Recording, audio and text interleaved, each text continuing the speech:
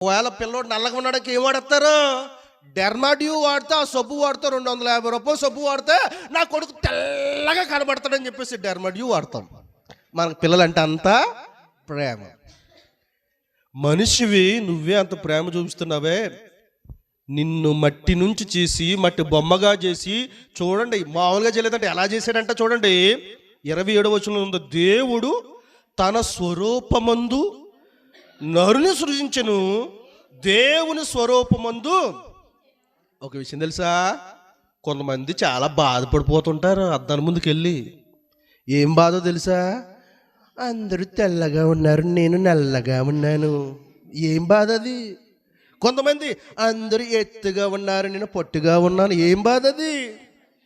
అందరు ముఖము చాలా స్మూత్గా ఉంది, నా ముఖాన్ని పింపుల్స్ వచ్చేస్తున్నాయి అని చెప్పేసి పేడంతా రాసేస్తుంటారు. గమనించండి.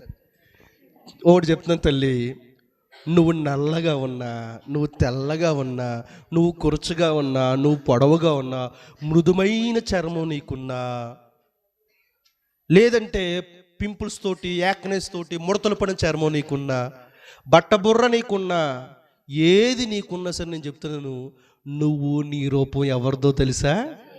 తెలుస్తోందని చెప్పండి. నువ్వు అందగాడివి, నువ్వు అందగత్తివి.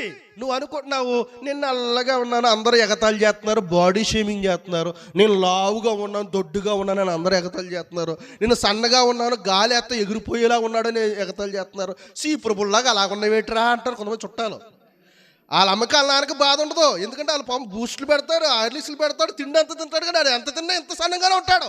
కానీ పక్క వాళ్ళ చుట్టాలకు బాధ వచ్చేస్తుంటుంది, ఏటమ్మా తిండి పెట్టట్లేదా, మరి నువ్వు పెట్టేసో చిన్నప్పటి నుంచి ఇంత చిన్న కండలా ఉన్నవాడు కొండ అయ్యాడు, పెట్టకుండానే అయ్యాడా? మా చుట్టాలకు వచ్చేస్తుంటుంది బాధ. ఏంటి నీ కొడుకు ఎట్టి సన్నంగా ఉన్నాడో అని అడుగుతుంటారు. గమనించండి దేవుని బిడ్డలారా, మన పిల్లలంటే మనకి ఎంత ప్రేమో. ఆయన అంటాడు కదా, ప్రతి మనిషిని, ప్రతి జీవిని, ఈ ప్రపంచంలో ఉన్న మానవులందరూ వాళ్ళ తెల్లోళ్ళ, పొట్టోళ్ళ, పొడుగోళ్ళ, కొరసోళ్ళ, నడ్డోళ్ళ అయినా సరే, ఈ ప్రపంచంలో ఉన్న మనుషులందరూ కూడా ఎవరి రూపంలో చేయబడ్డారు? దేవుని స్వరూపంలో చేయబడ్డారు. కాబట్టి మనమందరము కూడా దేవుని స్వరూపాలమండి. మీరందరూ అందుకని ఒకటి చెప్తున్నా, గుర్తుపెట్టుకోండి, మనిషిని మనిషి గౌరవించుకోవాలటండి. మనిషిని మనిషి ఏం చేసుకోవాలట?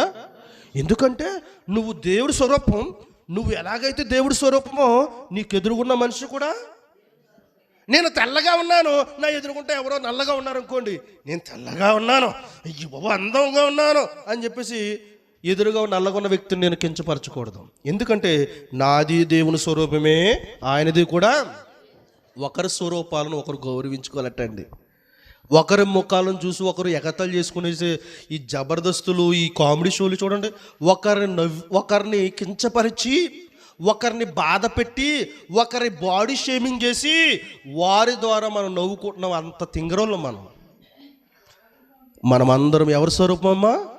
దేవుని. నేను కూడా చెప్తున్నాను, మగవాళ్ళకు చెప్తున్నాను, మీ తల మీద బట్ట వచ్చినా, మీ కడుపులో పట్టొచ్చినా బాధపడకండి, మనం అందగాళ్ళము, దేవుని బిడ్డలు. తెలుస్తుంది చెప్పండి. నల్లగా ఉన్నవారికి చెప్తున్నాను, దేవుడు అంటాడు కదా, పరమగీత గ్రంథంలో ఉంటుంది, నేను నల్లని దానినైనను పావురు వలె తెల్లని మనసు కలిగిన దానిను అంటది వధువు సంఘం. తెలుస్తోందని చెప్పండి. కాబట్టి నల్లగా ఉన్న వాళ్ళు దయచేసి ఫెయిర్ అండ్ లవ్లీ ధర తక్కువ, దురద ఎక్కువ అని చెప్పేసి రాసేసుకోకండి. ఈ రకరకాల ప్రొడక్ట్స్ వాడేస్తుంటారు.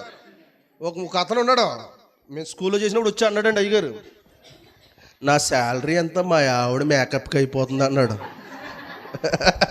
ఈ దేనికి అయిపోతుందటమ్మా? ఆవిడ రాస్తుందట, అడ్వర్టైజ్మెంట్ వస్తే చాలు 3 నెలలు వాడండి, 6 నెలలు గోక్కోండి అన్నాడు, ఇంకొకరు వస్తుందంట. గమనించండి దేవుని పిల్లారు, మనమందరూ దేవుని స్వరూపము. అలా దేవుని స్వరూపంలో ఉండి దేవుడిలాగా మంచిగా ఉన్నాం. మన దేవుడు మంచి దేవుడు, మంచిగా ఉన్నాము. ఇలా మంచిగా ఉన్న మనిషిని మూడోవాడు వచ్చి చెరిపాడు. ఏ బిడ్డ కూడా చెడ్డది కాదండి, మంచిగానే పుడతాడు, మంచిగానే పెరుగుతూ ఉంటాడు. ఒక వయసు వచ్చిన తర్వాత ఆయన పాడు చేయడానికి ఆల్రెడీ పాడైనోడు జాగ్రత్త అవుతాడు అన్నమాట. మూడో వ్యక్తి వల్ల పాడైపోతారు మన పిల్లలు. స్నేహం అనే పేరుతో ఒకడు జీవితంలోకి వస్తాడు. ఆ స్నేహం అనే పేరుతో ఒకటి జీవితంలోకి వచ్చాడు కదా, ఆడు మంచోడైతే కథ బాగుంటుంది.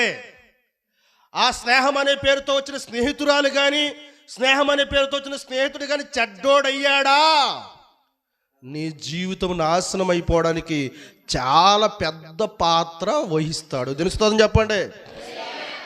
అలాగే దేవుడు తన పిల్లల్ని మంచిగా చేశాడు, సృష్టిని మంచిగా చేశాడు. అలా మంచిగా సమస్తము మంచిగా మంచిగా మంచిగా ఉంది. ఈ మంచిని చూసి వారవలేక ఒక సర్పమును మనిషిని పాడు చేయడానికి ప్రయత్నించి, ఆ సర్పమే సాతాను. ఎవరండి? నువ్వు మనిషిని చేస్తావు అన్నాడు దేవుడు. సాతాను, నువ్వు మనిషిని చేస్తావు, నేను ఆ మనిషిని ఏం చేస్తాను? పాడు చేస్తాను అన్నది సాతాను.